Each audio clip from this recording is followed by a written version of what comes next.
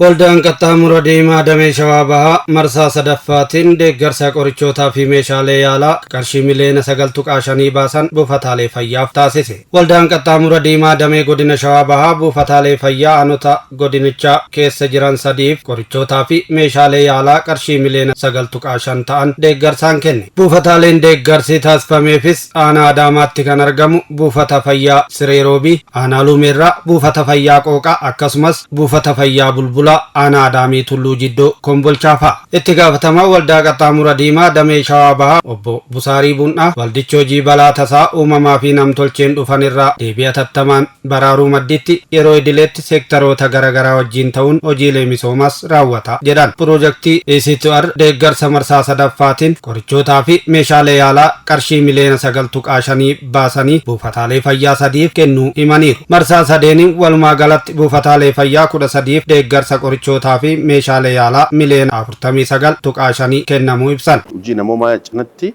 hojii idilee hojjennu cinatti hojii piroojeektii yookaan deeggarsa gaafannee akkasitti hojii misoomaa irratti yeroo baay'ee hojjenna. Piroojeektii ECTR jedhamuun kan deeggarame waggoota sadiin kana keessatti nu deeggaranii jechuudha. Akka godina keenyaatti hojii idilee cinatti bifa kanaan deeggarsi godhamee ingiree dabarfamee buufata fayyaa yookaan buufatoota fayyaa aanota keessa jiran bifa kanaan kenname. Yeroo itti aanuttis kun marsaa sadaffaatiif marsaa itti aanu keessatti illee seektara dhimmi ilaallatu wajjin jechuudha.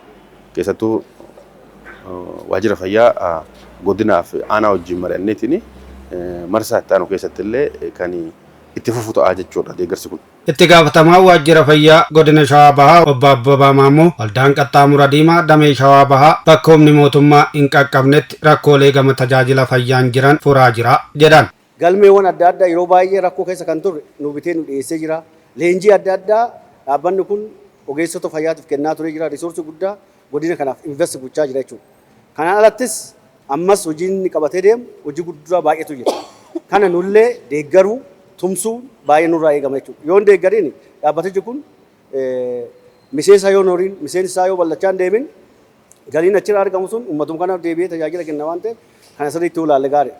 Inni biraa qorichoonni amma asitti argame kuni tokko maqaa qaxxaamura waldaatiin dhufe baach nambaraallo. Qorichoonni kun biyya alaatti illee biyya keessa illee qaamni nuu kenne kun hin hordofu.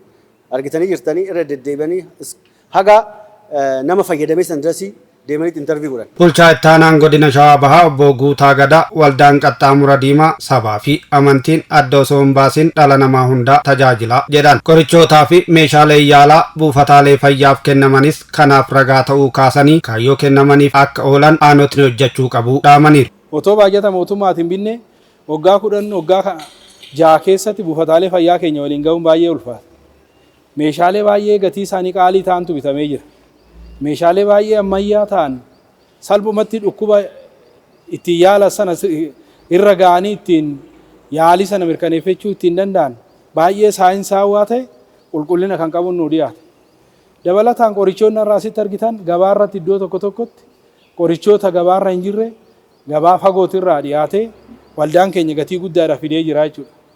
Inni kun gabaarratti yookaniif karaa adda addaatiin mana faarmaasii dhuunfatti mana qorichoota dhuunfatti akka hin dabarreef uummata keenyaaf kan ramadame kun uummata keenyaaf kan yaadame kun kallattiidhumaan uummata keenya bira akka ga'uuf hoggansi keenya fi ogeeyyiin keenya wajjin hin taane xiyyeeffannoo olaanaadhaan fayyadamummaa uummata keenyaa mirkaneessuu danda'u nuti jiraata. Aanotni buufataaleen fayyaa isaanii deeggarsi taasifameef yaada kennaniin. Meeshaaleen ammayyaa baay'eetu as keessa jira. Qorichoota akkuma argitan as keessa jira. Kun immoo buufata amma qabnu kana uf dandeessifnee guddifnee qoricha biraas ittiin galchuudhaaf galii isaa dabaluudhaaf meeshaalee yaalaa biraa dhiyeessuufis gahee guddaa qabu. Qorichoota yeroo dheeraa fayyadamuu dandeenya. Yoo xiqqaate waggaa 2 fi 3 kan tajaajilan fi meeshaalee yaalaa baay'ee murteessoo ta'an barbaachisaa ta'an dhaabbata kan barbaachisan kanas nu dhiyeessaa jiru. Kanaanis rakkoo baay'ee eegganneerra jechuudha. Komii hawaasaa fi gaaffii hawaasaa hanqina qorichaa irratti yeroo baay'ee nu kaasu hawaasi isaan kana nu dhiyeessuudhaaf komiin sun guutumaan guutuutti hiikateera jechuun ni danda'ama. Kanaanis faayidaa guddaa arganneerra jechuudha.